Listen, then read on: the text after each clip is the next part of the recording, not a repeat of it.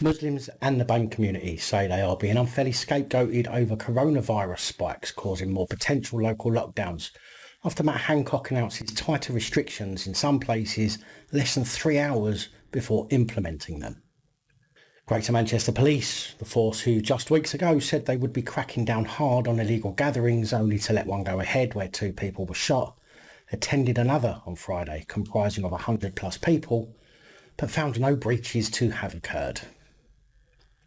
Scottish police charged 17-year-old for being in possession of a stick on a beach.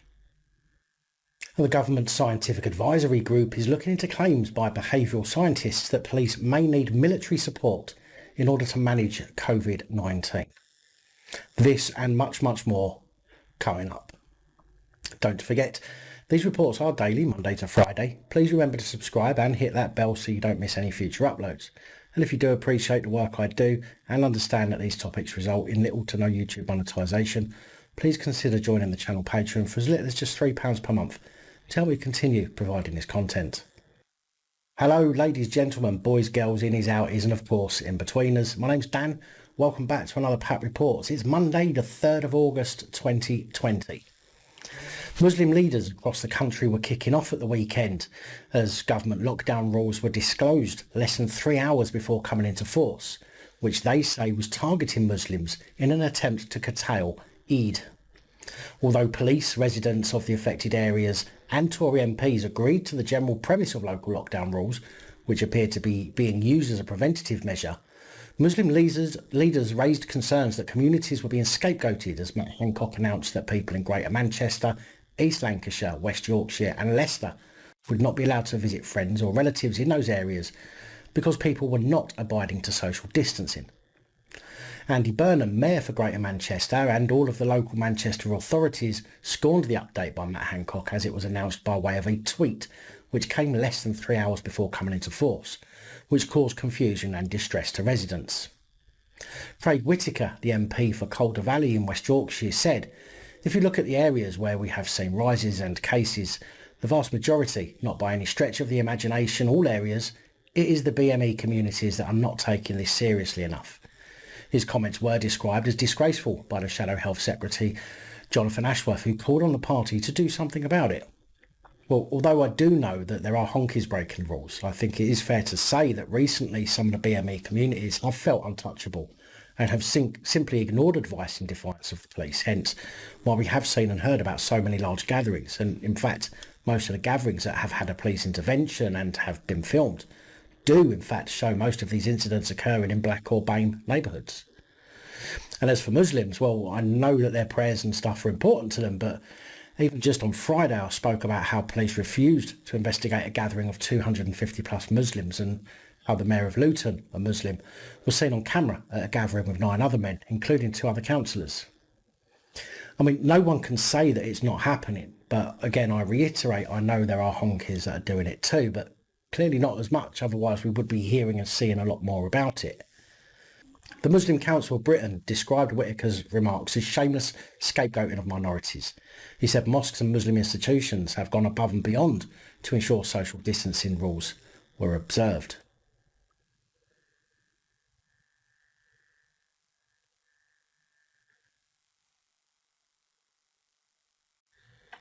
Hancock denied the new restrictions were aimed at curtailing Eid celebrations, saying people would be able to mark the occasion while social distancing in parks or in mosques that had been made COVID secure. COVID secure? What the actual hell does that even mean? Sir Richard Lees, the leader of Manchester City Council, said young people have been acting as if COVID-19 is over and as if they're immune to it, which he said was a major reason why more young people were now testing positive. He said officials had received phenomenal cooperation from the Muslim community at mosques. And let's face it, doesn't anyone find it weird that it took so long to start affecting the young people? I'm sure we were all told before that they were less likely to get it in the first place, and before people started telling me that the scientists and doctors have new information after studying it or any of that malarkey, it still would have affected young people before it was found by scientists to, affect young people. I mean, it's not Schrodinger's cat and only started affecting young people once they researched it, so what the hell?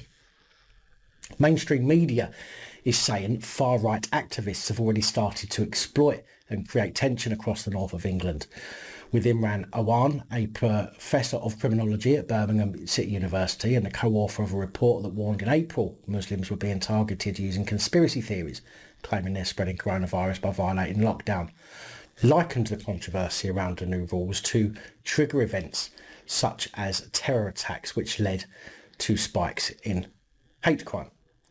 Well, but at least no one can call me a far right, or a terrorist for that matter.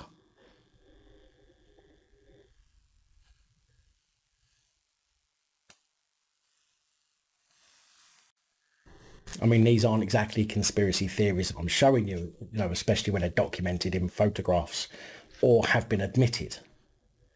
Greater Manchester Police called for urgent clarity on how many people were allowed to gather in public places in the affected areas, whilst the chairman of Lancashire Police Federation said parts of the regulations would be difficult, if not almost impossible, to police.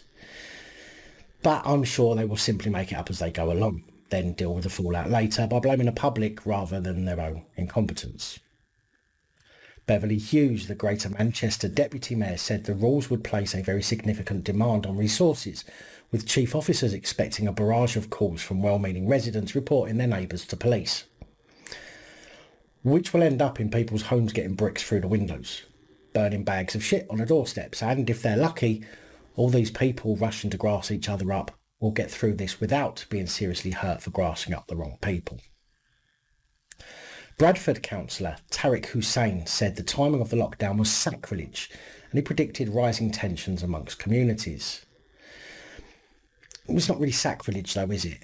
I mean, no one's violated or misused Eid. I can understand, however, that you would be upset, but it's not like Eid is being stopped because it might offend others in the community, is it? We're in a catch-22 situation, he said, where the COVID rates are going up and we need to control it. But the lockdown on the eve of Eid, when families were due to see each other, is just a farce. So what about all the people who had lockdown over their birthdays, weddings, funerals, births? We've all had to suffer, it's not just Muslims. SAGE, not the Herb, but the Government Scientific Advisory Group for Emergencies, has been considering a paper written by behavioural science experts called Public Disorder and Public Health, Contemporary Threats and Risks, which highlights apparent structural inequalities and international events, leaving the UK in a volatile and highly complex situation. The paper is said to claim that although widespread disorder is not certain to happen, police are in a far weaker position in terms of capacity to deal with these threats, and so would need military support. The paper by Professors Cliff Stott and Mark Harrison reads, while widespread urban disorder is not inevitable, currently the situation in the UK is precariously balanced, and the smallest error in policing, whether perceived or real inside or outside the UK, or policy, could unleash a dynamic which would make the management of COVID-19 all but impossible. Put simply, a serious deterioration of public order could overwhelm all attempts to control contagion, overwhelm hospitals, the criminal justice system, and hinder revival of the economy. Or to put it another way, a serious deterioration in trust in the government and blindly accepting the narrative could lead to people fighting back, and the police and government won't stand a chance. The authors wrote, there is an increasing sense of racial injustice, inequality and discrimination felt among Black, Asian and minority ethnic communities, which have been disproportionately affected by the pandemic. They cite that Black Lives Matter protests that followed the death of George Floyd in May, also noting the counter-protests by extreme right-wing groups, including the Democratic Football Lads Alliance, but fail to mention the amount of BAME and white people who attended the protests, or the criminal damage caused by some of the BLM protesters, or many of the actual attacks with weapons made by BLM protesters, which were caught on video. And yes, I know there were honkies who attacked the BLM protesters too, but you can't just blame patriots and many of the counter-protests that I've seen. Not all, but most, were not counter-protests at all. They were trying to protect statues and monuments from damage. And it was only the mainstream media who labelled them as counter-protests. Writing in early July, Professor Stott and Harrison warned local lockdowns could cause fury if they happened over Eid, which became the case on Friday when Matt Hancock announced new restrictions for parts of northern England just hours before they came into force. While large-scale protests and unlicensed music events have been on the rise, public health messaging has become less clear, the paper states. There has been a lack of clear, consistent message for all to adhere to, re. who can go where, when, with who, and with what precautions. Any disorder that is spurred from inequality or scapegoating across the country could be on an equal or greater scale to the 2011 London riots, it's claimed. And I have to agree that all of the government's messages have certainly not been clear, but some have been, like the no large gatherings, which were completely ignored by protesters, street party organisers and by people going to prayer, among other things. The paper states if such a situation were to develop, a security crisis would ensue, undermining public trust in government and catastrophically undermining the COVID-19 recovery plans. Well, unless the government start being honest and sharing the information correctly instead of fiddling the numbers, then people would have more trust in them. But the fact is, in my opinion, they're still lying because coming clean now would simply show them up as liars. More than 50 Metropolitan Police constables in Archway, Islington were busy and rather disappointed on Friday night after they were called to an illegal house party with 160 guests at an Airbnb property which kept local residents awake until 3 a.m. A video which shows the attendees of the event gathering without socially distancing and, more importantly, without wearing face masks were blasted by Chief Superintendent Roy Smith when he tweeted, "Officers out this evening closing down illegal and antisocial parties, playing loud music into the early hours, packed groups of 150 plus people risking the spread of COVID-19 and keeping poor families with young children awake at 3 a.m. Incredibly patient and tolerant police officers." However, what he forgot to say was that the police were just as irresponsible as not a single one was socially distancing themselves, nor were any of them wearing their own PPE, of course risking the spread of COVID-19. How ironic. However, notwithstanding the fact that the police were all failing to abide by the rules themselves, they broke up the event, which was described as an illegal rave by one neighbour, and police issued a closure order against the property which prevented people from going back inside. I've purposely not mentioned the fact that this completely backs up what the last two stories were about for fear of being called a far-right racist.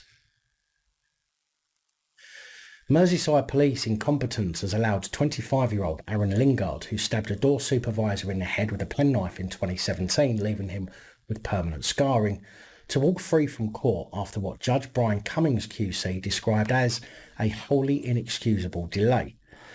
Liverpool Crown Court heard Lingard and friends, including brothers Anthony and Carl Gerard, came from Manchester to Liverpool on April the 16th, 2017. After a Sunday afternoon and evening drinking, they ended up outside the Black Rabbit, where they were refused entry at around 1 a.m.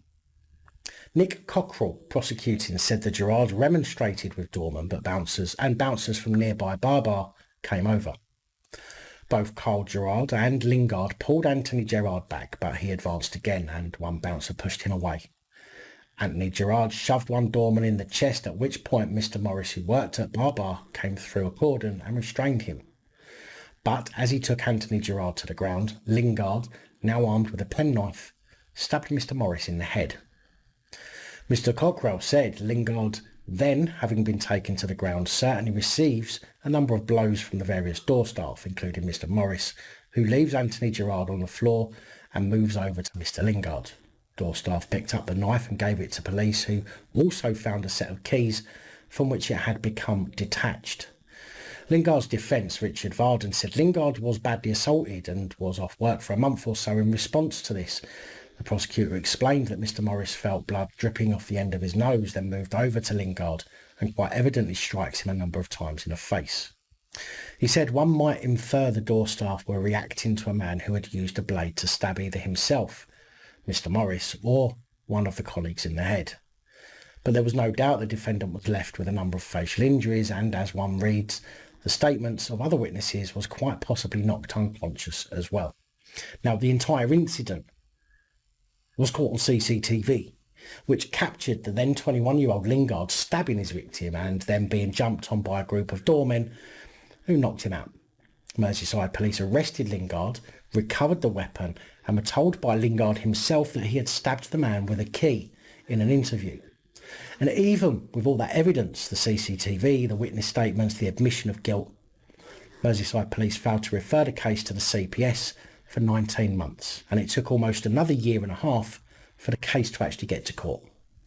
Judge Brian Cummings QC said in virtually any other circumstances most people would go to prison.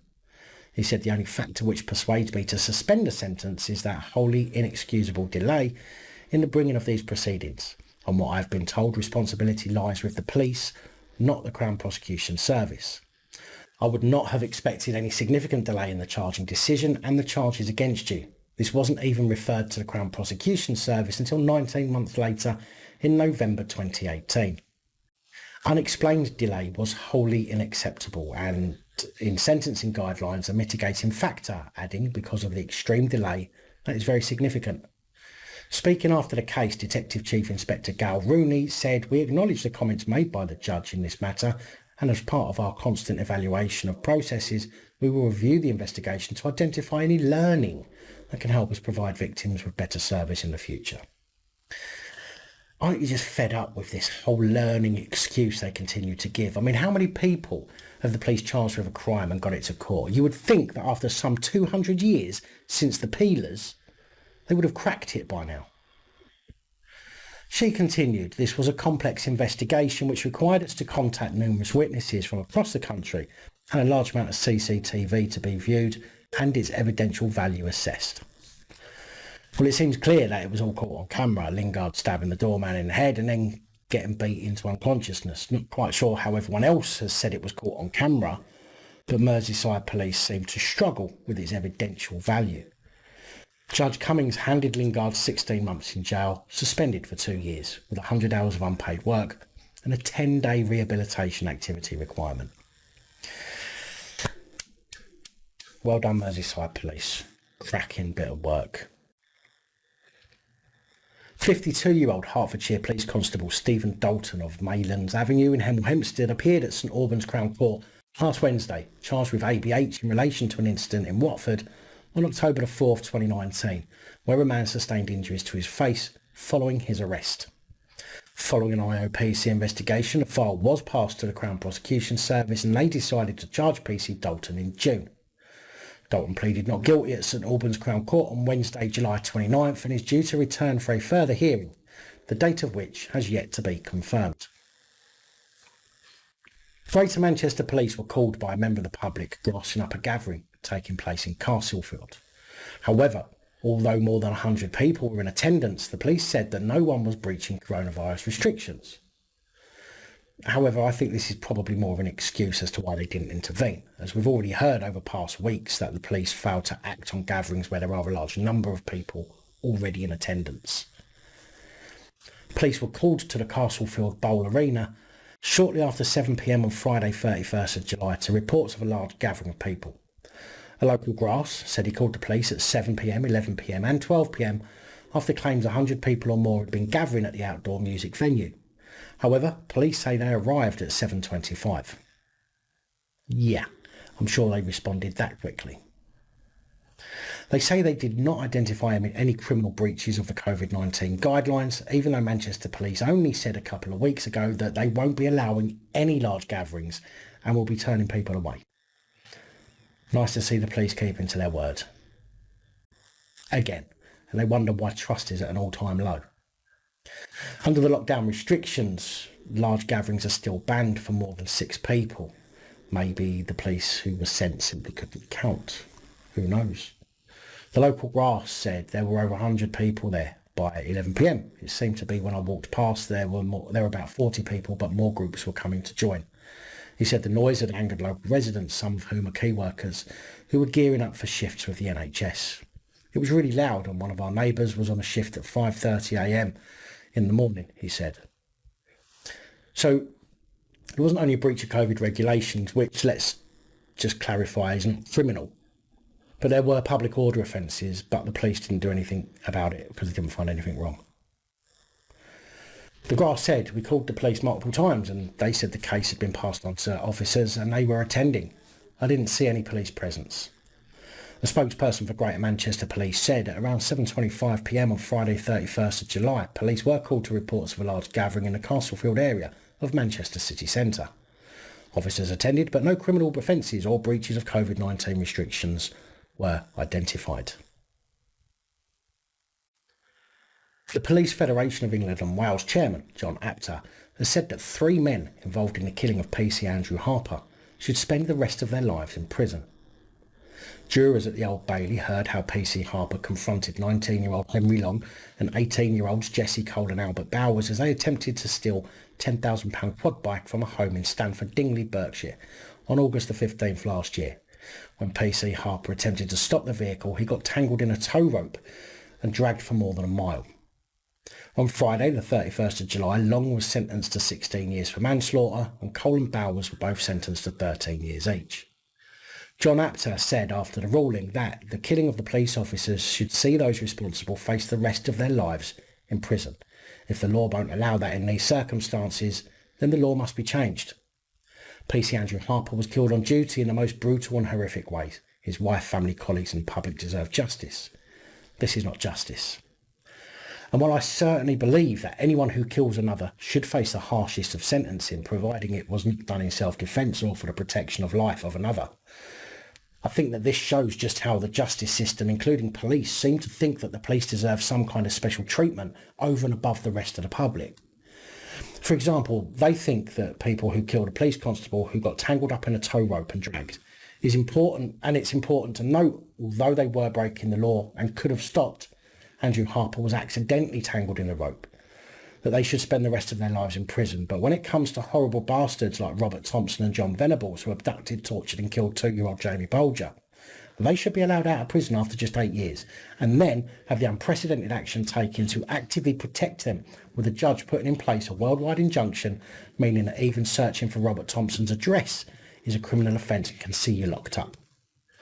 If the police want harsher sentencing, then it has to apply to all people, not just the public if the offence is against a copper, but if the offence is committed by the police on the public too. Now, I'm not entirely sure about Scottish legislation, but I'm pretty sure that being arrested for being in possession of a stick isn't really a crime. However, Police Scotland were called to a disturbance at Portobello Beach in Edinburgh following reports of large crowds flocking to the beach in the near 30 degrees heat on Friday. Chief Inspector Gil Geeney said officers were on patrol at Portobello Beach when a disturbance broke out around 3 p.m. on Friday, 31st of July 2020. Further officers attended and numerous people were moved on from the beach and quantities of alcohol were surrendered and disposed of. The force said that there were no reports of any injuries. However, a 16-year-old girl was arrested in connection with the disturbance and a 17-year-old boy was charged with possessing a wooden pole. I know some people are going to say, well, he shouldn't have had it, or what was he doing with it in the first place? But let's think about this. Okay, there may have been a disturbance. However, no one was injured. No one was arrested for threatening behaviour or assault or public order or anything like that. And they were on a beach. I remember being 17 and being on a beach, pissed, in my own hometown and carrying a stick or piece of broken broom handle or even a large pieces of driftwood, writing stuff in the sand or picking up beach jellyfish with it and chasing, people with it. But I don't know anyone who's been arrested and charged for actual possession of a stick or a wooden pole. Crazy. Now, if I've said it once, I've said it 2 or 3 times. And this follows the fact that police last week were arguing for more powers to order people from their vehicles when they're stopped, as we spoke about in one of last week's reports. A video in which I said will likely lead to an increase of crimes as a result of police impersonators stopping vehicles to assault or rob them. Well, a driver who used illegally fitted blue emergency lights on his vehicle in order to stop other motorists has been stopped himself by West Yorkshire Police. The blue and red flashing lights were fitted under the grille of an old Vauxhall Vectra, which is a discontinued model of the car formerly used by traffic police.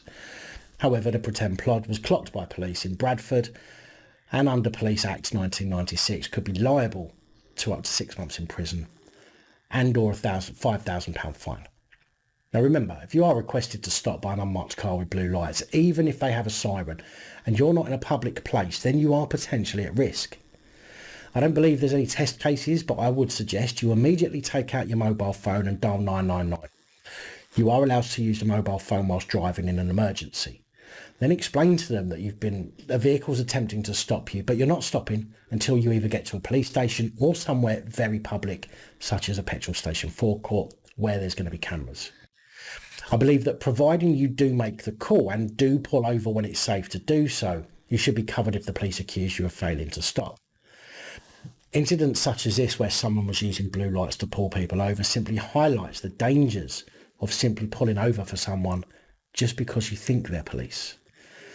I would suggest, however, that you don't try to evade the vehicle in case it is real police, and don't try to speed off or panic. Simply drive normally to the safest place you can whilst calling it in on 999. Nazir Afzal, the former North West Chief Prosecutor, has said that the police and the Crown Prosecution Service have ignored the public's deep concern over Dominic Cummings' trip to Durham during lockdown. He said Durham Police, the Met and the Crown Prosecution Service had closed ranks on the issues and questioned why more action was not being taken. Contrary to my experience, he said, while in post, neither the police nor the CPS appear to have an interest in this important issue of deep public concern. He added, it doesn't fill me with much confidence that they chose to close ranks when a recent survey shows that public compliance with the lockdown regulations was significantly impacted by the actions of Cummings and the inadequacy of the government and police response. He said, you have to ask, what do they have to hide and whose side are they on? In June, Mr Afzal and his lawyers asked the police and the CPS to investigate the trip properly and for Durham Police to reopen the investigation. Even though in May, Durham Police did say that Dominic Cummings had most likely breached health protection regulations, no further action was taken. Due to the lack of action, Mr Afzal and his lawyers have now started preparing evidence on Cummings' lockdown movements at the height of lockdown and have also issued an appeal to the public for help, urging witnesses to come forward who can shed light on Mr Cummings' activities in March and April. Mr Afzal's lawyers said, we are driven by what others should be doing, compiling a dossier of evidence and making our own assessment as to whether a prosecution should follow and presenting it to the Director of Public Prosecutions.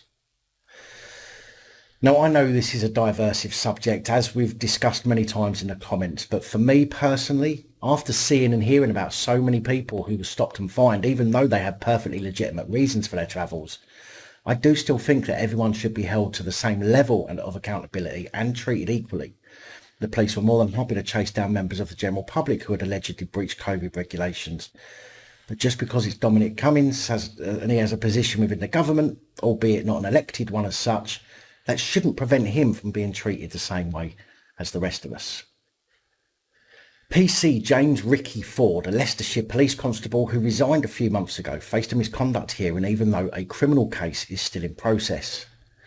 Normally misconduct hearings happen after criminal proceedings, but due to the delay within the court system, the misconduct hearing has been held first. Ford was arrested on Saturday, May the 9th in the early hours whilst off duty for drink driving. His colleagues pulled him over and issued a breath test, which he failed at the roadside, and upon being taken to the station and placed on what's called the evidential test, it was found that Ford was almost 3 times over the legal limit.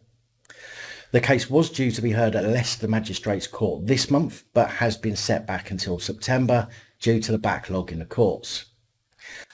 Liz Briggs, who's representing Leicestershire Police at the hearing, said, when officers first stopped him, he admitted drinking, and while on the way to custody, he again admitted he had been drinking and that it was wrong.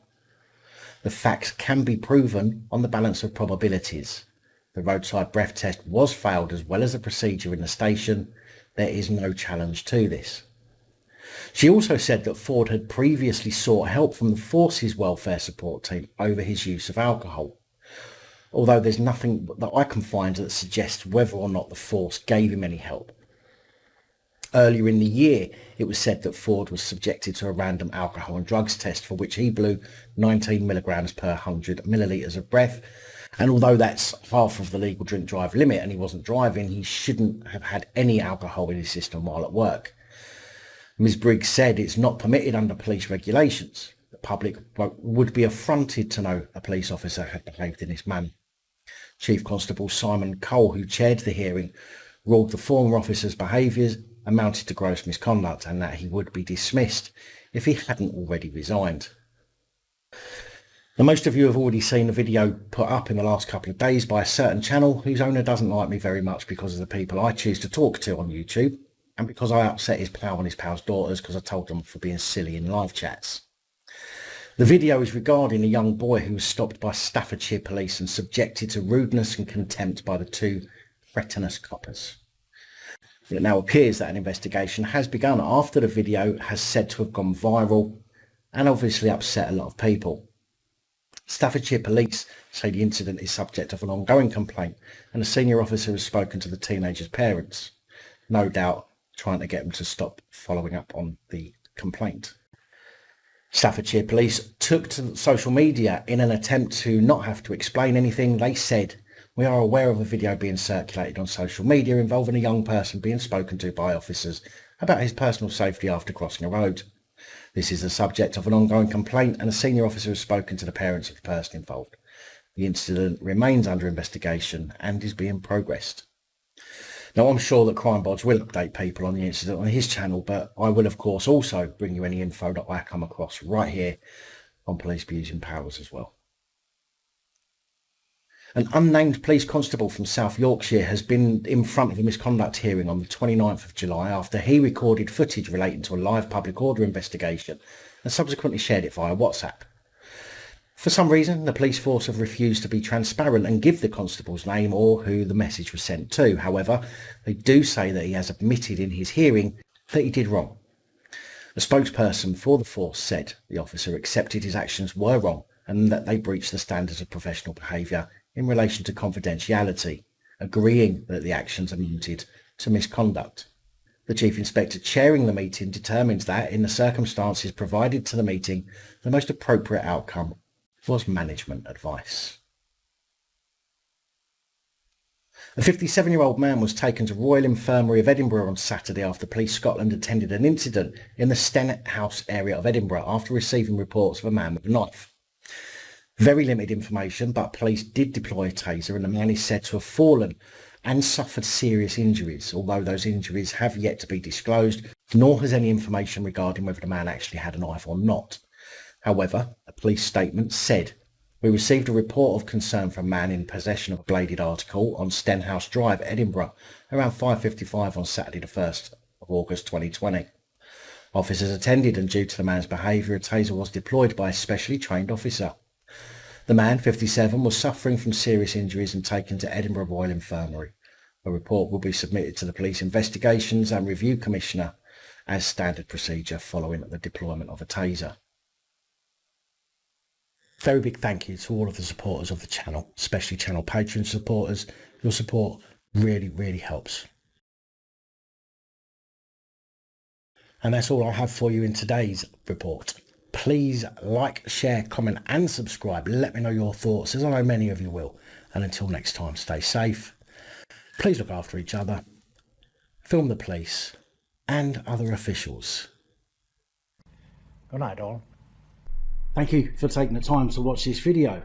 If you like the content and you'd like to help support the channel, you can do so. In the description of every video there are some links to ways that you're able to help support the channel so I can continue putting out content. If you're unable to help us in that way, hit that subscribe button up the top there. If you haven't already, become a subscriber. That is support enough. Share the videos, comment, like, it all helps. If you're looking for something else to watch, up top there is my latest video.